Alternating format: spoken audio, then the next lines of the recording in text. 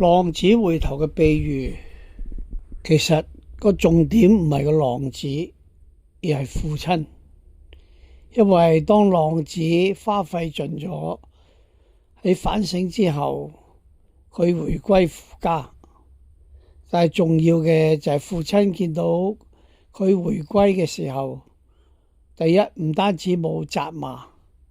第二佢係熱烈咁歡迎佢，使到佢能夠感覺到被接納。第三，從呢個比喻之中，再一次提醒我哋，雖然我哋屢次犯罪得罪天主，我哋選擇天主以外嘅事物，但係幾時當我哋真正悔改、歸依、返回上主嘅懷抱，我哋深信就好似呢個比喻嘅父親一樣，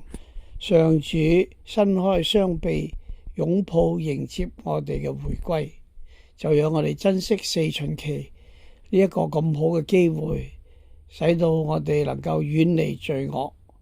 重歸主嘅懷抱。